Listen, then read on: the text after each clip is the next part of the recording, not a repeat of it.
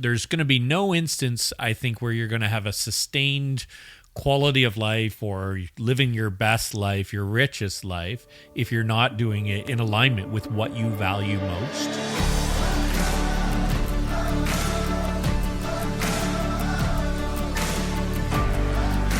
Hi, and welcome to the Living Richly podcast. My name is Rob Dale, and I am here with these two clowns, Eric Deschamps and Trefor Munved.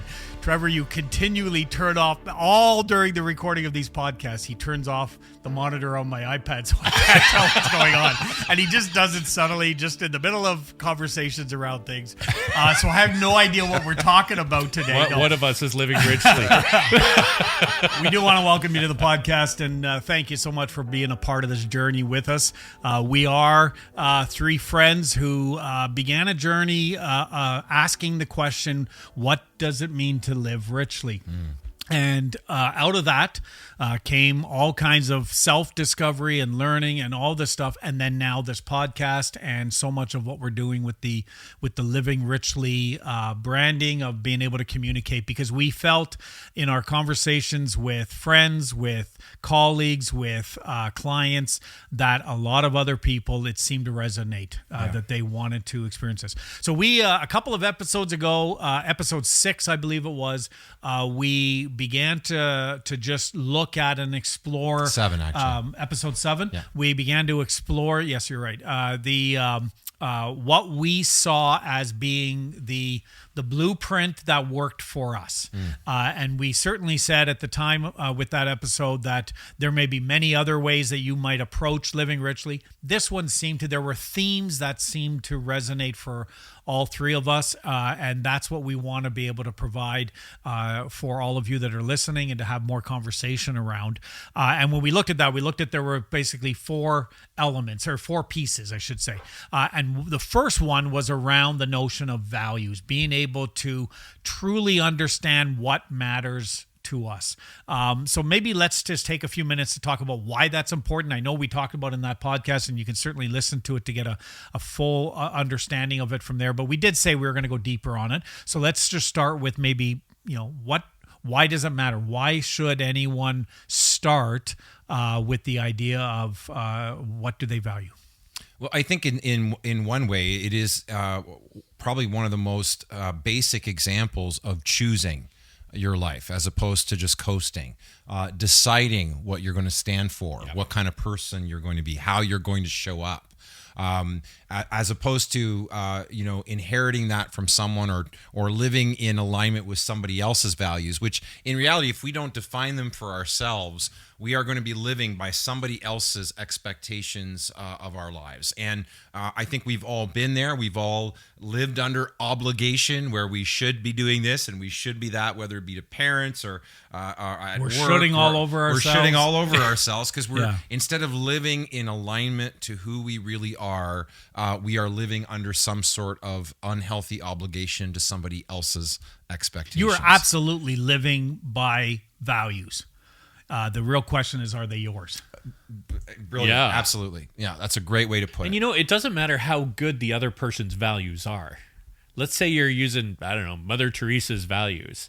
They're still not aligned to you. Right. And they may overlap for sure, but there's going to be no instance, I think, where you're going to have a sustained quality of life or living your best life, your richest life, if you're not doing it in alignment with what you value most as part of it, but then also about how you're navigating those moments. What are the tools that you're using to navigate those moments? Because those are the things that will help us interpret whatever's happening, good, bad, and ugly in our lives, right? So those two things together, I think, are critical. Yeah. And I think that often when we haven't defined our own values, again, that stress that comes out of that, because there's no definition to them, we don't know why we're feeling stressed. We don't know why we're feeling frustrated.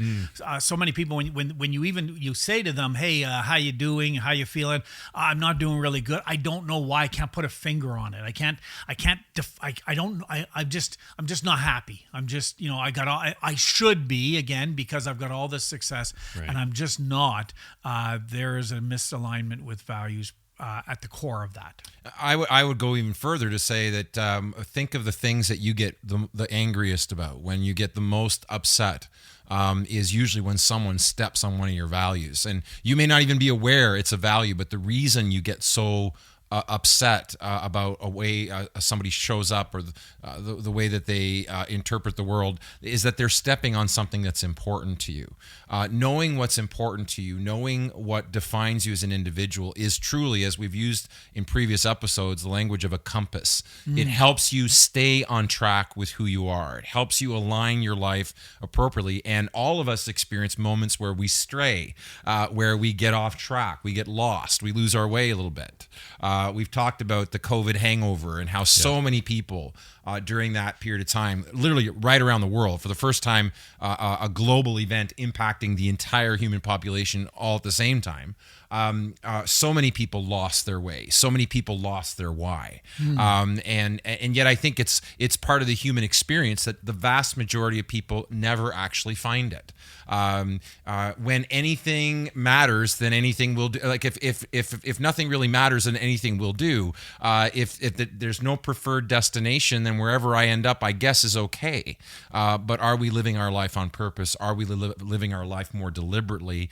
At the very foundation of living a rich life is setting the course and aligning your life accordingly, right? And of course, if we don't define them to what you've already said, we will typically live by other people's values. A lot of times, we were talking about this earlier about the idea, before we started the podcast, about the idea that almost this generational thing that happens, that values are almost a passage to adulthood, where you now take the values, we were raised by certain values by our parents or by the significant people in our lives, and now you start to question those. That's part of maybe the latter teen years, that the rebellion phase, if you will, is that it's about testing beliefs. We come out of the church world, and one of the things that you would see often in the church world is the children, the teenagers, would begin to rebel against the beliefs of their parents. And I remember, even as a youth pastor, I don't think that's limited to the church. No, world. of course, yeah, that's true. Yeah, no, that's right. In my experience, where I was going with it was,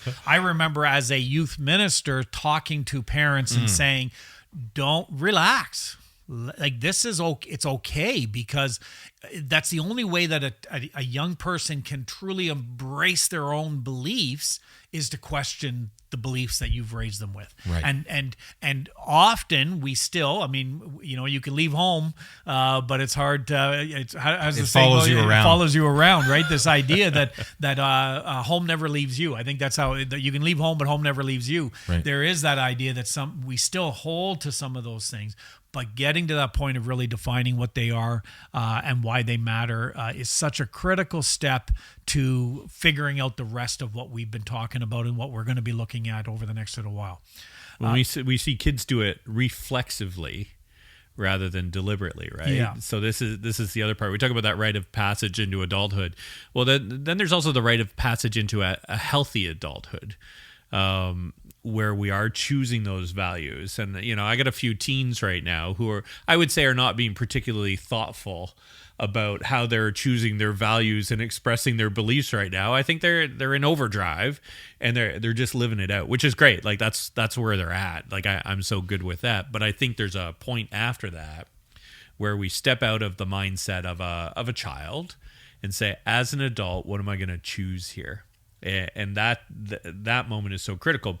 It's also the moment where we get to transform families as well, because otherwise if your greatest inheritance is probably the scripts you give your kids, right? Because that's going to shape everything that they carry with them and their range of choices until they engage at those scripts themselves and form them on their own terms. I love that. I'm going to be telling my kids when they say, "Dad, is there an inheritance?" I'll be going, "Yeah, it's going to be scripts." Yeah. Here's a list of affirmations. Good luck with that. Yeah. Take that to the bank. Take that to the bank. Sorry, kids. I spent all the money. Right, but to be able to look and say, those values do get passed down generation after generation, and we can actually stop some of that. Right. by saying that's not how I'm going to live. That's not the set of values I'm going to use. And we can start to interrupt things in really positive, good ways. But it goes against wiring we've had since the day we were born. Right? Like it is, that's why, everyone says, if you think you're enlightened, go home for Thanksgiving. Right. It's the greatest test is home and family, because that's where all the wiring happened originally. So it's a great way to reveal like where are you at and what's actually going on. And it's not that everything's bad. It's just we need to choose what is healthiest and best for us. Right? That's a good, healthy value. Not just, well, that's how my family did it, or my grandparents did it, or their grandparents did it, so I guess that's how we do it. And that's also not to throw away good, healthy traditions and things that do get passed down. So it's not an outright rejection. It's to say, let's deliberately look at these things and say, how do we want to choose them? But in reality, like, how often is it done in that kind of deliberate fashion? Almost never, right? Almost never. Unspoken values or unnamed values are almost the same thing as unspoken rules. Unspoken rules, we've all bumped into them, either new at a job and we're excited to join a new team, and then we start bumping into these things that they're not in the training manual. No one talks about them, but hey, no, we don't do that like that around here. Yeah. And those can be very uncomfortable because they're like landmines. We don't quite know when we're going to bump into them. I think in a lot of families, where most of our values are formed at an early age, they're not deliberate. They're not explicit. There's a lot of accidental values and values, messages that aren't healthy. There's a difference between carrying forward.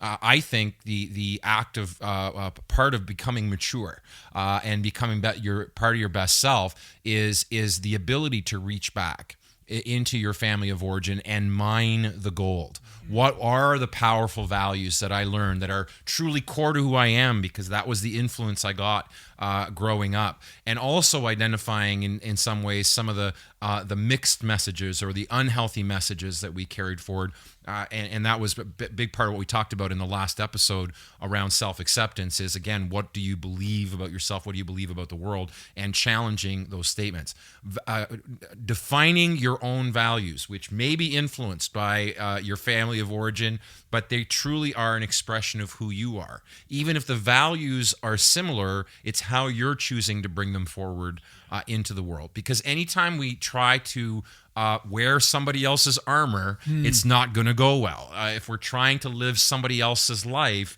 it's not going to feel right. And I think that's what we get when we don't define them. There's a measure of lostness, and we're still being influenced by these forces, by these values, but we're almost not aware of what's going on. And so we end up behaving. And so, how many times have we done something and said, "Well, what was I thinking? Like, why did I say that? And why did I respond this way?" Shadow forces are pulling strings. This is the programming that hasn't been challenged. Part of defining your values is you choosing and deciding, again, this is who I want to be. This is how I want to show up. This is what really matters to me. And another great way to look at it is, this is how I would like to be remembered. If this is what I inherited, when I think of what I am going to pass on to the next generation, to my children, what would I want them to walk away with, right? And they may embrace some of those values, they may not, but at least they'll be clear on the positive lessons learned about how I was trying to live my life. So let's get real practical. Yeah. Let's talk about how one goes about defining their values. I know that you've given some certainly there's lots of tips in what you just talked about, but what are some real good best practices to helping someone who is ready to take this journey of going, okay, it's time for me to figure this out, but where do I start? Right. Well, I think there's a number of questions you can ask yourself, and we're going to post a lot of those questions in the show notes, even some great practical free resources online that self-reflective exercises that are going to walk you through a number of great things you can do. I think some key questions like, where do you get your energy? When you think of what you value, these are typically things that not only you value, but they bring energy to you. Very rarely will a core value drain you. You know, can I just jump in? Energize you. It should energize you when you're engaging or moving in that direction. You feel energized. Well, I love that you use the word energy there, because you didn't say positive energy. Right. It's where, you know, it might rile you up. And so I love using the word, Rile you up. Rile you up. Did I say rile you up? No, rile. Rile. It's a very, very old expression. What is it? I'm all riled up. I'm all riled up. Kids these days. Is that what you want me to do? Get off my lawn. There's going to be a brouhaha. I'm sorry. We're going off on a tangent. It's okay. Steve will fix this and post that in. No. I don't even know if Steve exists. We mention him in every podcast, and we don't know him. But you know, that energy. You're right. It's an energy, positive or negative. Often that's where you can find your values. Is what do you get really like intensely angry? You know. So one of my core values is fairness. Right. This belief that everyone should be given Now, I don't believe that the world is fair. I was going to say, we're going to go to Ellis's 15 irrational statements, number 12. Yeah, absolutely. No, because I don't believe the world is fair, and I don't believe that we should expect the world to be fair. I do believe by fairness, when I talk about that, is this notion of, I do believe that everyone should be treated with dignity, with a sense of respect, you know, in that context. And so I can get riled up when, you know, I remember a few years ago getting my former roommate from Bible college, who had, you know, after many years after graduating, had come out and basically declared that he was gay, and the response of so many. And I came to his defense, because it was like, this is a good human being who should be treated as such, and who the hell cares about their sexual identity? And I could become fiercely defendant of someone else because I felt that they were being treated unfairly by others. Right? I think that's a great example. I think you something that you value, you will feel when it's being fulfilled. You will feel tremendous positive energy. When it's being denied, right, then you will feel often a passionate energy of trying to fight for it, defend it. It's going to flow. Energy's going to flow. Right? Energy's going to flow there. Another one is time. Where do you spend your time? Now, that's a trickier one, because in today's world of distraction and social media facades, and you know, I'm smiling on Instagram, but I'm dying on the inside. I mean, it's hard to know. Time can be a tricky one, because a lot of folks that I talk to outside of work, their personal time is a mixed bag. They may not be investing it where they want to, but think of the places you do invest your time where you get a positive return. Yeah. I'm not talking about binging another Netflix series or thumbing your phone on social media for hours on end. That may have a numbing effect. It may have a distracting effect, but it typically doesn't leave you feeling more centered, more grounded as a human being. They're often coping mechanisms. They're coping right? mechanisms. So I'm talking about the things you spend your time doing that fill your cup, and where you feel that positive return on investment. Sometimes you might even say you had to drag yourself off the couch to go do it, but then you're like, man, I'm so glad I did that. Yeah. That's the kind of feeling. That's another thing to look for. Interesting again how you talked about. We talked about it in the last episode about the radical self-acceptance. If you haven't first started to own that one and embrace it, your time is probably spent trying to keep other people happy, right? You're trying to get that acceptance from others. And that's why we said that's the one thing that was so critical, because or else you're not going to be able to use time as a way of defining what your values are, because you're probably spending your time trying to get value from other people. Right. Absolutely. Yeah. I mean, go back to your, often in your childhood, there are signs of things that you were good at and enjoyed before life got complicated, when life was a bit simpler. And I get that for some, their childhood is a real mixed bag and could even be a very painful place to explore. But even in dark places, there's always a little bit of light. But look back to things that really you were passionate about, that you enjoyed doing, that you gave your time and energy to, that you may have just moved away from over the years. I mean, there's this notion that often, again, as we follow sort of society's norm of finding a significant other and having kids and buying the house and getting the mortgage and getting the career, all of a sudden, all these other things start to crowd out the things that matter to us. And we find, again, folks reach a place in their life where they're feeling a bit lost and they're feeling like, where's my life in all of this? But going back to those moments where you were happier, where you were investing time and energy in certain things and showing up a certain way, there may be hints there too. What would you say? So much of this is about everything you described, and I'd agree with, is about how we feel. Right. Right. It is a feeling exercise, and I think one of the things that's really important is what are the things that you do or experience when you feel most like you. Right? When you just feel so aligned, like you're in your own skin, you feel relaxed, you feel right, the stress and anxiety starts to fall away, and to not judge the activity, right? But to look at that for some clues and some suggestions about what else is behind that as well.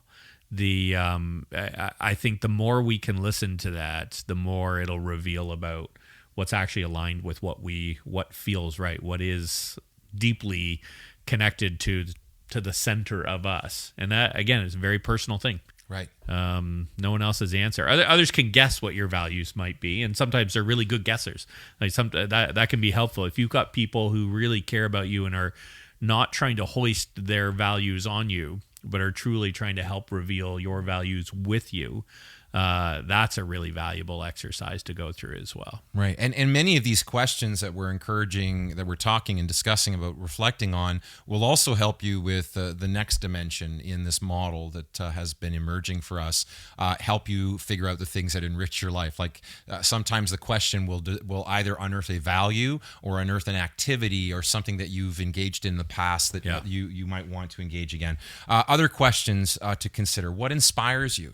What has in a way that has inspired you over time, not just kind of flash in the pan or in the moment, but something that has inspired you over time? Is there something there to be mined? What is a long-standing goal that you have had that has stood the test of time? Something you've always wanted to do, or something you've always cared about? Again, that's another sign. And there's many other questions like those that we're going to post in the show notes. Yeah, another question that I've asked people when they're trying, I don't know what I value. I remember having this conversation with one of my clients who had, I knew that he was in a really good relationship and been married, he's had a couple kids, and was just, that was really good. And I said, tell me what attracted you to your wife. What was it about her that really kind of said, where you said, this is the one? And he began to describe certain characteristics and Did you ask him this in front of her? No. Oh, okay. No. Good. Whoa. Yeah. That's like, talk about being on the hot seat.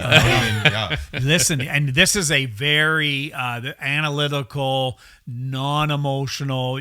Both of you would know if I mentioned his name. Non-expressive. You'd know who it is. I know who it is. Non-expressive. See, you already guessed who it is. And everyone's emotional, Rob. Not everyone's expressive. That's true. Very good point. And but he just, as he began to share some of those qualities and those characteristics, all of a sudden there were some core themes, and I said, do you think maybe that might be speaking to one of the values? And you could just see, and even in his eyes and his expression, and everything began to kind of, and I think whether it's the people that you hang out with, that you find that you get that positive energy. Right. What is it about them that what do you find? Not just what inspires you, but who inspires you the most, and what is it about them that inspires you deeply? That, again, I think you're spot on, is another sign that might be something that would make it into what we considered your core values. Again, there's we're going to post a lot of these questions. Some of the practical ways, sometimes it can help in an exercise like this, and I would say the core values isn't something you're probably going to figure out overnight. It's going to be a process you engage in, a reflective exercise, and some tools that can be useful. Often we have a list of what we call power words that we give people, and there's different ways to do this, but it's a list of words that just span all kinds of different values, things that people might really embrace. And basically you go through the list and just start circling the ones that resonate for you. And then you take another pass at it and you try to whittle it down to no more than 10. So you've got to eliminate. Then you whittle it down even further till you're down to 4 or 5, right? And then I think, again, it's sometimes useful to starting with a blank canvas can be intimidating. Using a simple tool like that is a great way to do it. There's actually an online version of that that we're going to post in the show notes, where you can go online and it's a free resource, and you select the words, and then the next round it won't show you the words that you didn't select. I found myself swearing at the screen while I was doing it the first time, because it was like more words would come out.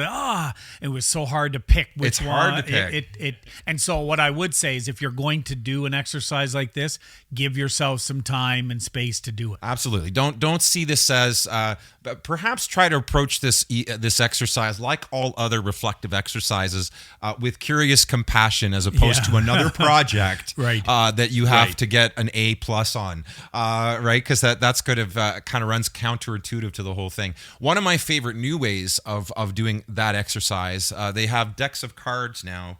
And I've done this with clients, and it's a great actually exercise to do. Talk about the importance of doing this within community, perhaps with people that know you. Is there's a series of cards. Each card has a value listed on it, and you just flip them over one at a time. And ones that don't resonate go into a certain pile. The ones that sort of resonate go into another pile. The ones that really resonate go into one pile. And you go through the whole deck until you've got your 3 piles. Then you just dismiss the other. The resonates a little and doesn't resonate at all. And now you're left with a series of power words, right? Core values, that words that resonate for you. And then as you organize those out, you're going to typically recognize the pattern I've seen is there are key themes. You can usually organize the remaining cards.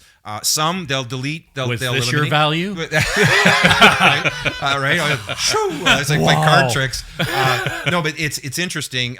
Then looking at that final deck, usually they'll no, let's get rid of this one, and this one. Yeah. And then it gets much harder to eliminate. And this is where typically you're going to notice some key themes forming that may not one of the words on the cards may actually be the theme, but they're all representative of it. And it's, again, just a really fun process to do with someone who knows you well, to help you. You can make this an exercise with friends over a glass of wine, where you talk about what matters to you, and you start to get a little bit more clarity around what matters. And we can throw links to that totally up, right? Yeah. Okay. These are all available on Amazon. There's 2 different versions. My favorite version is the author created all the artwork for each card. Yeah. So each art card is unique. They're great. And there's even action steps on the back of these particular ones to say, well, if you value this, here are some ways you might live that out more meaningfully. So I think tools and resources like that can make some of this stuff much easier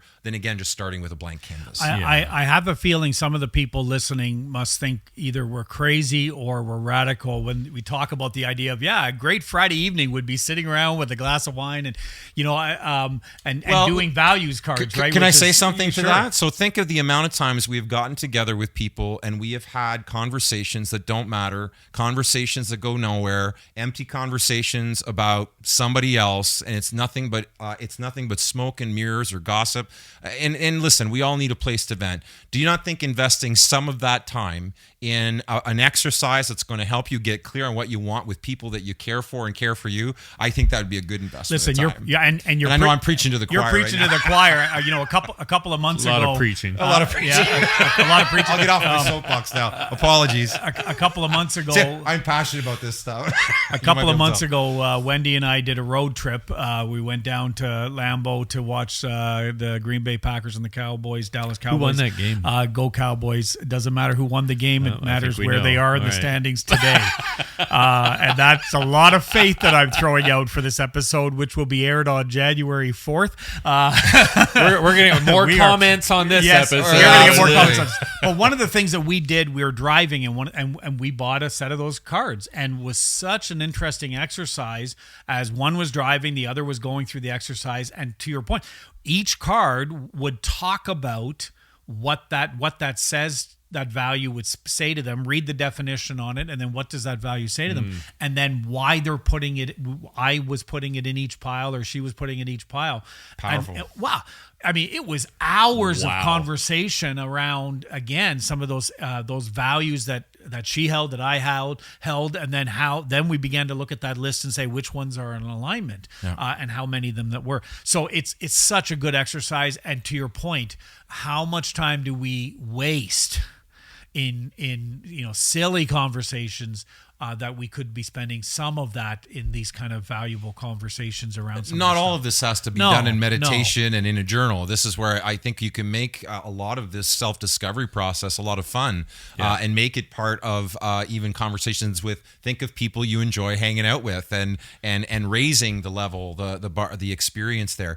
Another useful exercise that I've encouraged clients to do and have done myself is to imagine yourself near the end of your career. Yeah. And we call it the retirement party speech. So here you are about to retire, and all the people that you know best and love the most and who love you the most have gathered to celebrate what has been a cool life, a cool experience.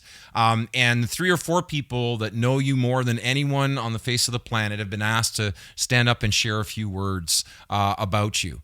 What would you want them to be talking about? Yeah. How would you want to be remembered? What's really fascinating to me, and I have yet to see an exception to this, is when I've asked clients to go through this exercise, accomplishments are often not in the list of what they want to be remembered for. It's usually about personhood, character, virtues that they had, attributes that they possessed that inspired others. It's been said that no one on their deathbed ever wished that they had worked harder or worked more. Right? This notion of fast forwarding to a future where you envision yourself being a certain kind of person. What kind of person is that? And how might you backtrack and say, what are the values then that I hold dear that I need to lean into with greater deliberate intent? I so much prefer the retirement speech to the eulogy. Right? One exact. Yeah. So we'll have lots of practical tools and resources that you can use to start to kind of find what your values are. Again, let's just take a minute to emphasize why this is important to do and why it's one of the first steps. And we when we talk to business owners and we're helping them around values, one of the things that we often will say is that these values are meant to be management tools, more than marketing tools, right? Yeah, they're operational. They're right. operational. The same is true personally. Yeah.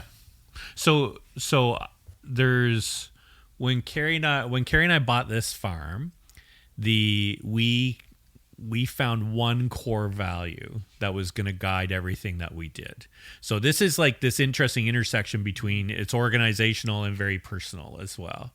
And that value, it was interesting because it was instant for us. And I think the whole thing was kind of instant for us. You remember, I'm like, oh, by the way, guys, I think I bought a farm. And we were like, what? But with explanation, it became more clear about like there was a lot of getting ready for that moment. But when it happened, when we stood here, we're like, this is where we need to be. When we got asked that question about, if there was one value, what would it be? We had the exact same answer, and we had know what it is instantly. And the value was nurture. So now, in some ways, you go, okay, nurture on a farm, pretty obvious. And so, we say soil, plants, animals. Like we need to nurture and care for that.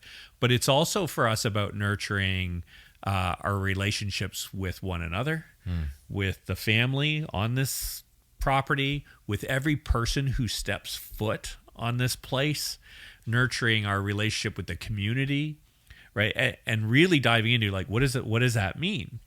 And so, we've done a bunch of things to say, okay, what do we believe about nurture? We thought, well, nurture is also, it's a creative exercise. It's an artistic exercise. So we have this artist in residence program that we do as well, because not for them to do paintings of the farm, but for them to lend their artistic expression to this understanding of nurture so that we keep learning from it as well.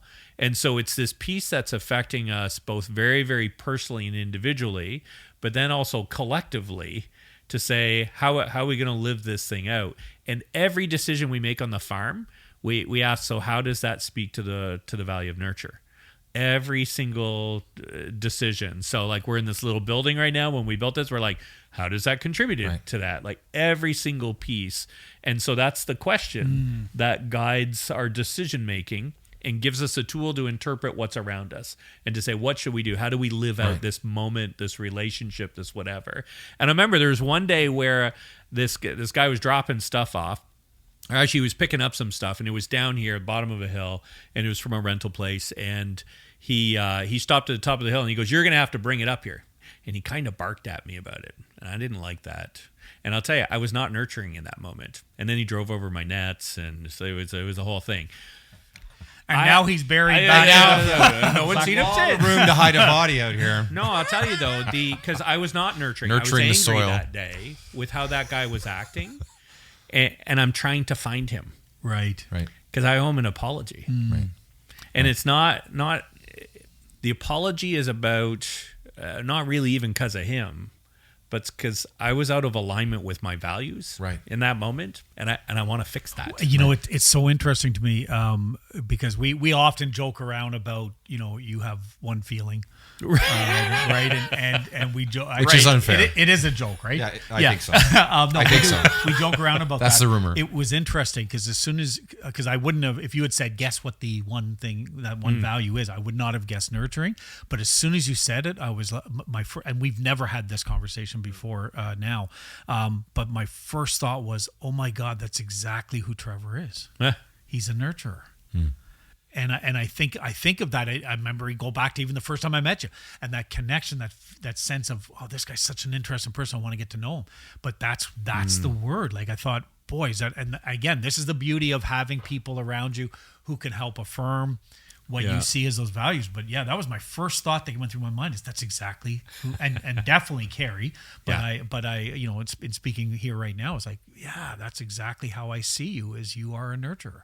Yeah, it's this again. It comes back down to when you decide this is important to me. This is how I want to show up in life. I want this to and sometimes you may state it as a core value, but you're working on it. So it might be a little aspirational, but that's okay. Yeah. I referred to connection, how that initially for me now is core, but initially was aspirational because my tendency to withdraw when things got tense in relationships and as a self-protection kind of thing. But I think your core values, again, the value of them is they do set a direction. They do help you find your way when you get lost. They help you stay in alignment. They make actually decision making much easier. So fast, right? Fast. They help you cut through all the noise. Where often, as I'm navigating difficult things, I will go back to what would courage look like here? What would compassion look like here? What would curiosity and connection look like here? Just asking myself those questions and anchoring myself in those values cuts through all the noise of many, many options. And all of a sudden, all kinds of options are going, well, that's not how I want to live. And so those aren't, I can get to a way forward much faster. And the ones that remain are all aligned to who you really are. Yeah. Right. So you're more likely, you're not going to do this ever perfectly, but you will stay in alignment with who you are more often. And there is no greater expression of living richly than bringing your most authentic self forward in every role, relationship, responsibility you have, showing up fully as someone you've chosen to be. A lot of people just end up somewhere. Some just end up somewhere on purpose because they chose to get there. I want to be part of that latter group that just doesn't coast through life and end up somewhere. It's about setting the course, setting the destination, and having the instrumentation in place to keep you on track. I love your values being helping you in making those decisions, right? You're being asked to commit to something. Well, how do they show up in this, but even are they in alignment with what do they say to this? Right. What does courage say to this? What does curiosity say to this? And if there's if it's silence, that may not be a commitment that you want to say yes to. So again, as this is not something that's going to be figured out overnight. It's not going to be figured out just in 2 days or whatever. It is a process. What I'm really excited about is how, as this talk and this conversation around values, and then the conversation we're going to have in the next episode around what enriches your life, what depletes your life, though they really do go hand in hand, and they are going to support each other, and that's going to be. So I do encourage you, if you haven't already, subscribe to the channel. Make sure that you're ready as soon as that next episode comes out, because it does tie in so perfectly to this conversation around values as you begin to explore in very practical ways what enriches you and what depletes you, and how that aligns with your values. So subscribe to the channel as a first step to making sure that you stay in this journey with us and a part of the Living Richly community. What else can we do? We got a boatload of stuff for the website. Absolutely. Yeah. So we have so many tools you can use. Ones we've used, some we haven't, but that we've heard about. You don't have to use them all. Find one that's going to work for you. We're going to have those there. Links to the values cards that we were talking about. Links to Ellis's 15 irrational statements, Rob. Clearly. I'll have those memorized for next time. Right? We'll put all of those on the website. Feel free. They're there for you.